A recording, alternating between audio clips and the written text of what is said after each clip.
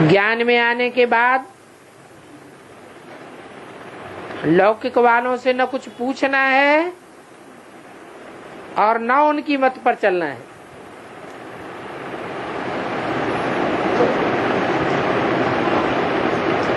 ये तो दो बातें हो गई। ज्ञान में चलना है तो ज्ञान के रास्ते की तरह चलना चाहिए, दुनिया में चलना है तो दुनियावी रास्ते पे चलना चाहिए।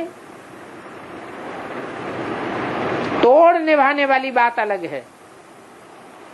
उसके लिए बता दिया कि दो नावें हैं, लौकिक नाव और अलौकिक नाव। लौकिक दुनिया की नाव पर हमें बुद्ध रूपी पांव तो रखना है दिखाने के लिए, लेकिन ज्यादा दबाव नहीं डालना है। बुद्ध रूपी पांव का दबाव किस तरफ होना चाहिए? अलौकिक दुनिया की नवैया की ओर। लौकिक नवैया का दबाव अगर छूट भी जाए तो कोई चिंता नहीं।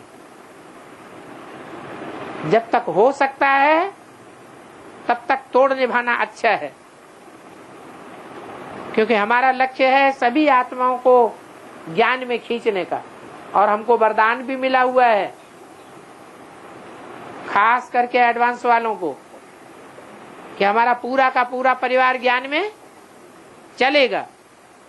तो जब हमें मालूम है कि चलेगा तो हम उनको अपनी तरफ से छोड़ कैसे सकते हैं? बाकी हम उनकी मत पर चल पड़े, ईश्वर की मत को छोड़ दें, ये तो असंभव है। ईश्वर की मत को अगर हम छोड़ देंगे फिर तो ना हम ना इधर के रहेंगे और ना उधर के रहेंगे। फिर तो समझो नई दुनिया हाथ से खिसक गई।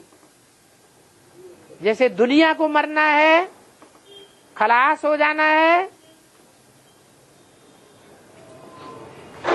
कब्रिस्तान में कब्र दाखिल हो जाना है, ऐसे हम भी कब्रिस्तान में कब्र दाखिल हो जाएंगे।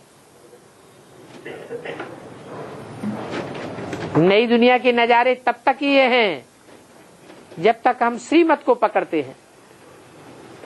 श्रेष्ठ ते श्रेष्ठ मत किसकी है? श्रेष्ठ ते श्रेष्ठ मत देने वाला कौन है? और वो भगवान बाप ही है। ये बात जिनकी बुद्धि में बैठी हुई है, वो लौकिक दुनिया वालों की बात क्यों मानेंगे?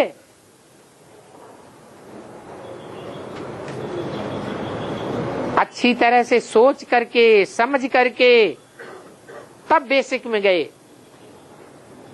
वहां भी देख लिया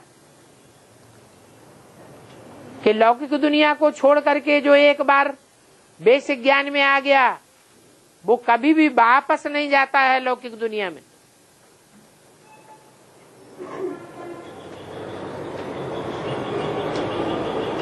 बहुत थोड़ी परसेंटेज के लोग हैं जो ऐसे बेवकूफ होंगे जो ईश्वरीय ज्ञान को सुनने के बाद फिर लौकिक दुनिया की तरफ मुड़ गए होंगे, कहें कि उन्होंने ज्ञान को समझा ही नहीं।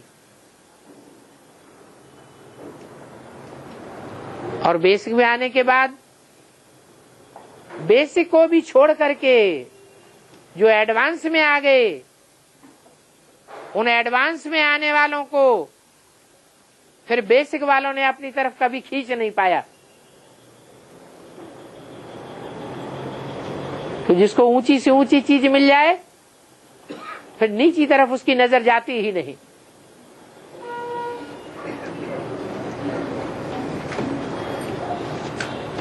तो ये विशेष ज्ञान मिला,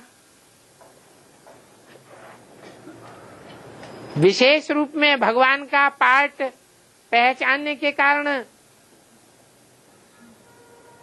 हमको भगवान मिला, भगवान की मत मिली। प्रैक्टिकल अनुभव भी होता है कि हमने जो पाया वो किसी ने नहीं पाया। लेकिन पाने का आधार क्या है? श्रीमत। जो जितना श्रीमत को पकड़ करके चलता है वो उतना ही गहराई में जा रहा है और प्राप्ति का अधिकारी बन जाता है, खुशी का अधिकारी बन जाता है। श्रीमत को ही ज्ञान कहा जाता है, डायरेक्शन कहा जाता है। तो इसमें भी कोई शक नहीं है कि ज्ञान में आने के बाद लौकिक दुनिया वालों से पूछना भी कुछ नहीं है। पूछने का मतलब ही होता है हम उनकी मत पर चलना चाहते हैं, अगर कोई पक्का संबल मिले तो। जैसे कोई पूछते हैं बाबा हम शादी करें, तो बाबा कहते हैं इनकी जरूर इच्छा है, तब पूछ रहे हैं।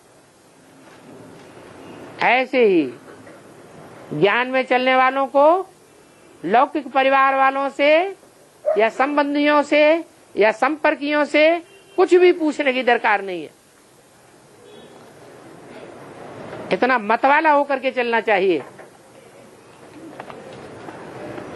और अगर वो अपनी तरफ से मत दें भी तो उस मत पर ध्यान देने की दरकार नहीं है। चलना तो दूर रहा,